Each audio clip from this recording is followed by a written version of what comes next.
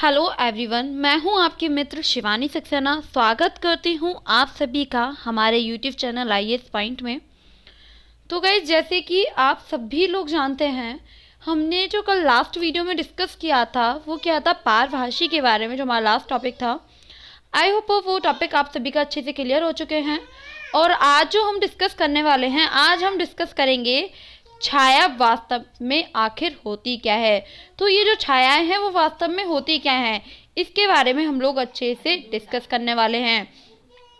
तो गाइस, मैंने आपको बताया छाया एक अंधेरी छवि होती है जो तब बनती है जब कोई प्रकाश के स्रोतों के मार्ग में कोई वस्तु आ जाती है, तो फिर छायाओं का निर्माण होता है। क्या होता है गाइस? छायाओं का निर्माण होता है।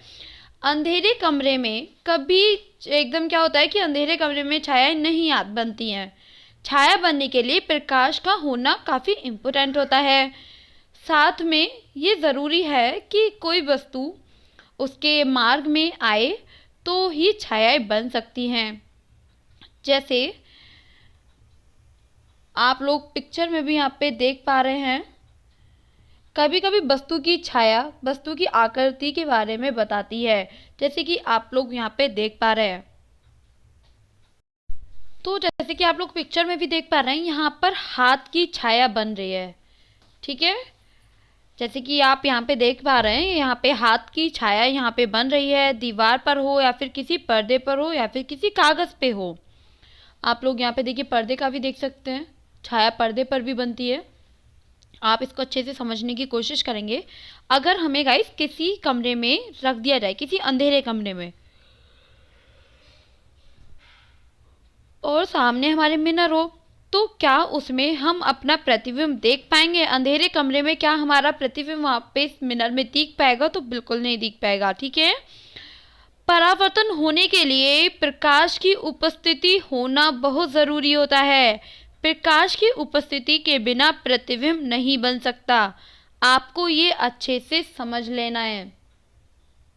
ठीक है, और आप अब इसके बारे में देखेंगे, प्रकाश के बारे में एक और बात जान लें।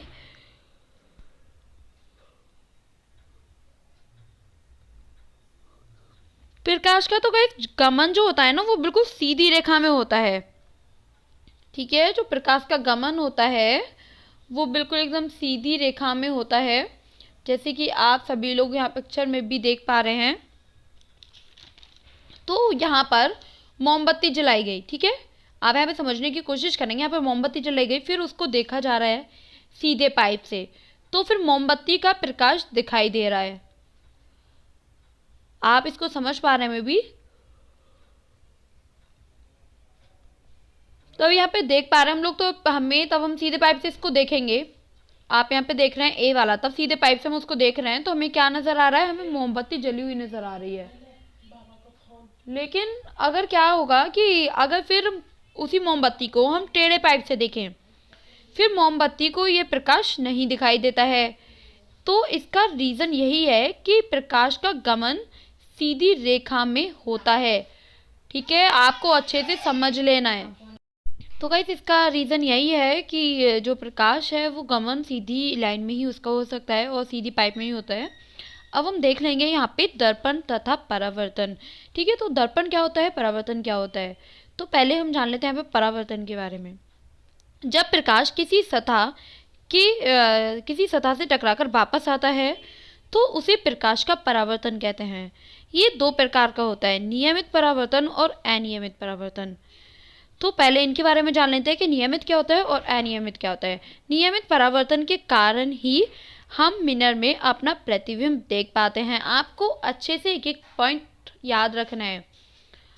ठीक है, देखिए गाइस, अगर आपको लगता है कि देखिए जो भी मैं आपको टॉपिक बता रही हूँ, तो मैं आपसे लास्ट वीडियो में भी बोल चुकी हूँ कि ये काफ़ी इंपॉर्टेंट टॉपिक है। एक जनरल नॉलेज पे भी हम लोगों को पता रहना चाहिए। अगर हम कोई भी कॉम्पिटिटिव एग्जाम नहीं दे रहे हैं तो भी हम लोगों को अच्छे से इसके बारे में नॉलेज होनी चाहिए कि दर्पण क्या होता है, परावर्तन आखिर क्या होता है। क्योंकि हर चीज़ की नॉलेज काफ़ी इंपॉर्टेंट रखती है आज की जनरेशन में, और आने वाली जनरेशन वैसे भी काफ़ी हार्ड होने वाली है। तो आप सभी को अच्छे से पढ़ना है। देखिए, आप थोड़ा पढ़ें, लेकिन जितना भी आप पढ़ रहे हैं उसको कॉन्सेंट्रेट करके पढ़ें। ऐसा नहीं है कि आप वीडियो देखने बैठे, आपने 2 मिनट की वीडियो देखी, 3 मिनट की वीडियो देखी और उसके बाद से आपने वीडियो बंद कर दी। आपको वीडियो देखने में लगेगा कि चैप्टर थोड़ा बोरिंग है या फिर आज समझ में नहीं आ रहा। अगर कुछ भी आपके एक भी पॉइंट अगर आपके समझ नहीं आता है तो आप मुझे कमेंट बॉक्स में कमेंट करें। लेकिन आप लोगों से यही रिक्वेस्ट है, आप जो भी पढ़ते हैं अच्छे से पढ़ें एंड आप लोगों के लिए काफ़ी यूज़फुल है। और हम सभी के, तब हम किसी चीज़ को अच्छे से पढ़ेंगे तो मे भी हम उसके सारे पॉइंट या जो भी हमारे डाउट है मन में वो क्लियर हो जाते हैं हमें पढ़ के। कोई भी डाउट है मैंने आपसे बोल ही रखा है, आप कमेंट बॉक्स में कमेंट करो, मैं उसका आंसर दूंगी। लेकिन अपने मन में कोई भी डाउट मत रखो एंड अच्छे से स्टडी करो। देखिए गाइज, आपको 2 साल बाद एग्ज़ाम देना है, किसी को 3 साल बाद एग्ज़ाम देना है, किसी को नेक्स्ट ईयर देना है। तो यही है कि आप अच्छे से तैयारी करें, एनसीईआरटी को अच्छे से क्लियर करें। एनसीईआरटी की आपको क्लास दी जाती है यहाँ पे। देखिए यहाँ पे क्लास चलती हैं, आपको करंट अफेयर भी अच्छे से बताया जाता है डेली का, इम्पोर्टेंट क्वेश्चन की भी मैम क्लास देती हैं और एनसीईआरटी आपको अच्छे से इस पे चैनल पे पढ़ाई जाती है। अगर किसी भी वीडियो में आपको कोई भी डाउट लगता है तो आप उसे कमेंट बॉक्स में कमेंट करें, ठीक है। हम सारे टीचर्स आपके साथ हैं और आपको पूरी कोशिश करेंगे आपको अच्छे से अच्छा पढ़ाने के लिए। बस आप लोगों के मन में कोई भी डाउट है तो आप उसको क्लियर करें एंड अपनी अच्छे से स्टडी करें। अगर कुछ भी पढ़ते हैं आप उसको एकदम कॉन्सेंट्रेट करके पढ़ें, ठीक है। तो हम क्या बात कर रहे थे गाइस, हम बात कर रहे थे अनियमित परावर्तन के बारे में। तो अनियमित जो परावर्तन होता है उसके कारण से ही हम आसपास की वस्तुओं को देख पाते हैं। जो आसपास की वस्तुएं होती हैं गाइस, हम अनियमित परावर्तन के कारण देखते हैं और जो मिरर में जो प्रतिबिंब बनता है वो नियमित परावर्तन के कारण बनता है। आपको अच्छे से समझ लेना है। अब दर्पण है, क्यों दर्पण क्या है, ठीक है। तो दर्पण वह वस्तु है जो प्रकाश का परावर्तन करती है। आमतौर पर एक सतह जिस पर एक मिश्र धातु या फिर आप इसको बोल सकते हैं के साथ एक तरीके से क्या हो जाता है कि एक तरीके से ये लिपित होती है। तो ये जो मिश्र धातु होती है उसको एक तरीके से लिपित हो जाता है और किसी वस्तु की स्पष्ट छवि को दिखाई देती है। आपको अच्छे से एक पॉइंट समझना है। मैंने अभी आपको बताया था कि जो हमारा यहाँ पे जो परछाई बनती है एक तरीके से, देखिए आप सभी लोग देख पा रहे हैं यहाँ पे। तो यहाँ पे यही है कि जो एक तरीके से हम उसको पर्दे पे भी बना सकते हैं। आपके यहाँ पे लिखा हुआ है आपके हाथों में छिपी जंतुओं की जो छायाएं हैं, तो इस तरीके से आप यहाँ पे देख सकते हैं। तो ये है कि पर्दे पे भी छायाएं आती हैं और हर तरीके से हम इसको देख सकते हैं। इसमें प्रकाश की काफ़ी ज़्यादा नीड होती है, आपको अच्छे से समझ लेना है। एक बार हम देख लेते हैं कि हमने यहाँ पे क्या क्या टॉपिक डिस्कस करे आज। तो गाइस, आज जो हमारा टॉपिक था वो था छाया वास्तव में क्या होती है। मैंने आपको अच्छे से समझाया, कोई भी डाउट है आप उसको तुरंत क्लियर करें। प्रकाश के बारे में एक बात तो मैंने आपको बताई थी कि वो जो गमन करता है बिल्कुल सीधी रेखा में करता है, ठीक है, जैसे आप लोग पिक्चर में भी देख पा रहे थे। और दर्पण क्या होता है, परावर्तन क्या होता है, मे बी आपके जो सारे टॉपिक हैं वो अच्छे से क्लियर हो चुके हैं। तो गाइस, हमारा जो लेसन है वो यहाँ पे कंप्लीट हो चुका है, हमारे 11th लेसन आज।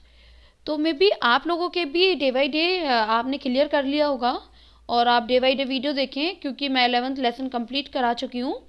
अब कल जो हमारा चैप्टर स्टार्ट होगा वो होगा 12, ठीक है। चैप्टर नंबर 12 हम स्टार्ट करेंगे कल।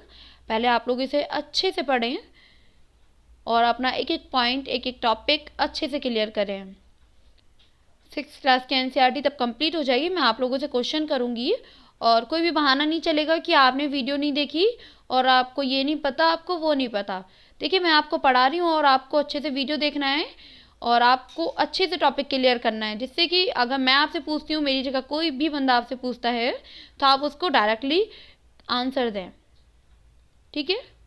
आप कोई भी विचार ना करें कि मैंने तो ये पढ़ा था, मैंने तो वो पढ़ा था। आपको विचार नहीं करना है, डायरेक्ट आपको आंसर देना है।